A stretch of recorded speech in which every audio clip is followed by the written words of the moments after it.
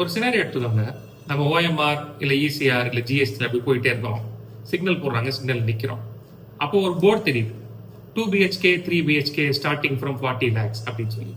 நம்ம உடனே சிக்னலை பார்க்குறோம், 30 செகண்ட் இருக்கு. உடனே நம்ம மைண்டில் ஓட ஆரம்பிக்குது 40 lakhs. 40 lakhsல 20% மார்ஜின் வந்து 8 lakhs. நம்ம கையில் 5 லட்சம் இருக்கு. 3 லட்சம் ஜுவல்லர் எடுத்துக்கலாம். ஸோ 32 லட்சம் பேங்க் லோன் எடுத்துக்கலாம். தோராயமா 32,000 ரூபாய் இஎம்ஐ வரும். 32,000 ரூபாய் இஎம்ஐ போக நமக்கு செலவு பண்றதுக்கு ஒரு 60,000 50,000 அந்த மாதிரி கையில் நிற்கும். ஸோ இப்படி எல்லாம் கால்குலேஷன் போட்டு நம்ம வீடு வாங்கிடலாம் அப்படி ஒரு முடிவுக்கு வந்து எங்க எந்த போர்டு போட்டிருக்காங்களோ அவங்க வந்து குடும்பத்தெல்லாம் கூட்டிட்டு போய் பாக்குறோம். அவங்க ஒரு மாடல் பிளாட் காட்டுறாங்க, ரொம்ப அழகா இருக்கு, சூப்பரா இருக்கு. இன்டீரியர்லாம் பட்டி சும்மா கணக்கச்சிதமா லைட் எல்லாம் போட்டு நச்சுன்னு வச்சிருக்காங்க. அதெல்லாம் பார்த்தா இன்னும் கொஞ்சம் ஆசை ஏறுது. வீட்டுல எல்லாருமே ஒரு மூடுக்கு வந்துறாங்க, சரி நம்ம கண்டிப்பா வீடு வாங்கிடுவோம் அப்படின்னு. எல்லாம் முடிஞ்சதுக்கு அப்புறம் அவங்க கொடுக்குற காஃபி டீ எல்லாம் சாப்பிட்டுட்டு உட்காந்து ரேட் டிஸ்கஷன் நடக்கும்.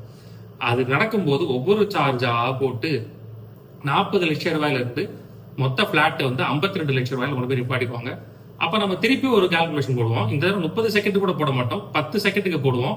ஒரே ஒரு கால்குலேஷன் தான், நம்ம கிட்ட அவ்வளவு காசு இல்ல, ஒரு 2 வருஷம் கழிச்சு வீடு வாங்கிக்கலாம் அப்படின்னு சொல்லி திரும்பி வந்துருவோம். இப்படியே ஒரு 2 வருஷமா வந்து போயிட்டே இருக்கு லைஃப்ல. இதெல்லாம் அவங்களுக்கு நடந்திருக்கா? இது எனக்கு நடந்திருக்கு. நான் இந்த மாதிரிலாம் நிறைய பண்ணியிருக்கேன். ஸோ கடைசியில் வீடு வாங்குறது அப்படிங்கிறது வந்து அதுவே ஒரு டிடிஎஸ் ப்ராசஸ். இந்த அமௌண்ட் இருக்கு இல்லையா, வீடு வாங்குறதுக்கு இவ்வளவு அமௌண்ட் நம்ம கிட்ட இருக்கணும், இவ்வளவு அமௌண்ட் லோன் வாங்கலாம், இல்ல டோட்டலா இந்த ப்ராஜெக்ட் இவ்வளவுதான் காஸ்ட் ஆகும் இந்த வீடு வாங்குறதுக்கு அப்படின்னு ஒரு கன்க்ளூஷன் வருது இல்லையா, அது பெரிய பாடு. ஸோ இந்த வீடியோல நம்ம என்ன பார்க்க போறோம் அப்படின்னா, இந்த மாதிரியான எக்ஸ்ட்ரா சார்ஜஸ் என்னெல்லாம் போடுறாங்க, எல்லா அபார்ட்மெண்ட்ஸ்லயும் வந்து இந்த மாதிரி சார்ஜஸ் போடுறாங்க. ஸோ அதெல்லாம் என்ன அப்படின்னு பார்த்து நம்ம வீடு வாங்க போகும்போது நமக்கு ஏற்படக்கூடிய ஷாக் எல்லாம் குறைக்கிறதுக்கு தான் வந்து இந்த வீடியோவை நான் பண்ணியிருக்கேன். வாங்க வீடியோக்குள்ள போகலாம்.